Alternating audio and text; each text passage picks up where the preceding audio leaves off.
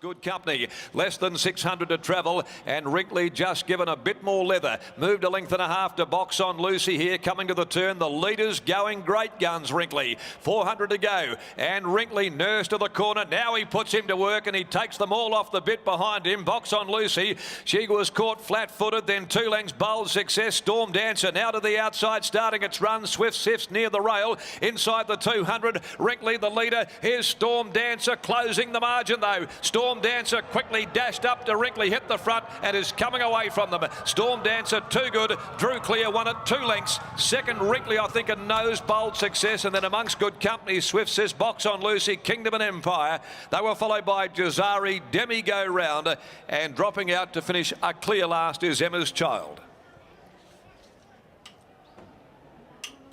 Race 2 of the day to Storm Dancer.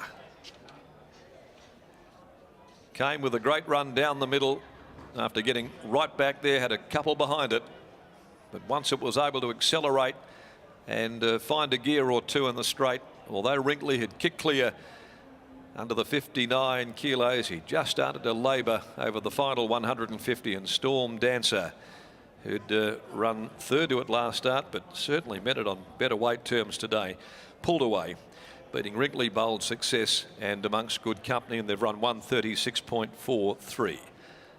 So the winner, Storm Dancer, a Muscat City living gelding for Ron Sayers, Barry Rowe, Mark Willoughby and M.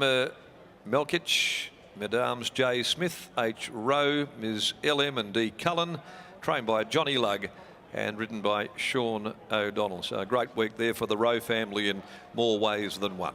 281.40 Storm Dancer, Wrinkly second to Saxon Kylie Nadine Gelding, owned by Steve Kilner, trained by Neville Parnham, handled by Brad Parnham, $1.70 for the place, and Bold Success by Echoes of Heaven from La Luciole, owned by Peters Investments from Team Williams' stable and ridden by W. Pike.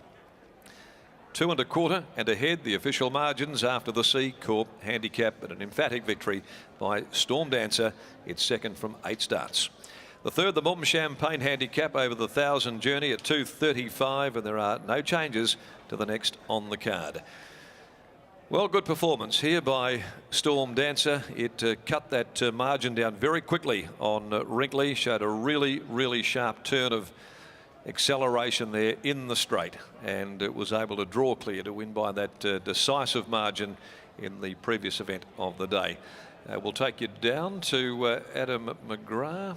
He's with Johnny Lugg, and of course a very good week for part owner Barry Rowe. Barry's daughter there elected to the seat of Belmont during the course of the week as well, so it's been a very big week. Winners everywhere, it would seem. All right, let's go downstairs. Adam McGrath, and he's with Long John Lugg. We do have John Lugg down here. John, Storm Dancer been knocking on the door for a while, has been putting in some really nice performances. Great to see that turn of foot get you to the front today and get the win. Yeah, Adam, his previous 2 runs have been really good. A lot of these races are pace related. He came home his last 634 the other day. He was the quickest section of the day for the 600. Nice little horse. I think he'll be a better horse in 6 months' time. But I'm very happy with the horse. It's been a godsend for the owners. They've had a big week. Their daughter, Barry's daughter, got elected to Parliament last week, so it's a big week for the Rowe family.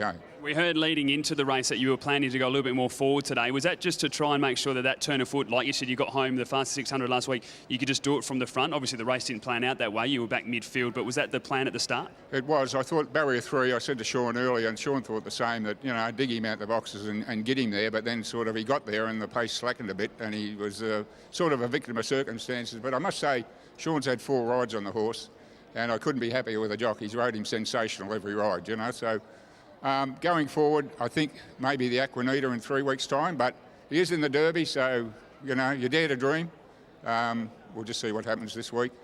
I'll put him in Mal Vista and just see where he goes from there. Did you thought the Aquanita just because of that work that you did miss? Yeah, he had 5 weeks between his first up run and his second up run, and then I was pretty hard on him. He had to run a week later.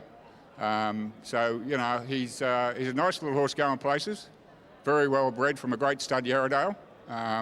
Bought him pretty cheap for $25,000 at the May sale. And I think he'll make a fair horse. Well, it's great to be in a position where you can dare to dream. Congratulations on the win, John. Thanks very much, Adam. John Lugg there, trainer of Storm Dancer, which has taken out race number 2. Well, Sean O'Donnell, he had a pretty good day yesterday, and he's continuing it there with a lovely ride on Storm Dancer. As we heard, it has been racing well. We'll grab him now. And Sean, this horse has been threatening to do that for a little while. Yeah, totally. And he got his chance today over the mile. Good training by John to step him out, and Greg, the track rider, advising that. As you can see, he's still a bit green. He most surely should have won by about 5. But, yeah, he's going well. John mentioned to us there that the Aquanita nominated for the Derby as well. From what you felt stretching out to the 1600, is that extra distance only going to enhance his chances?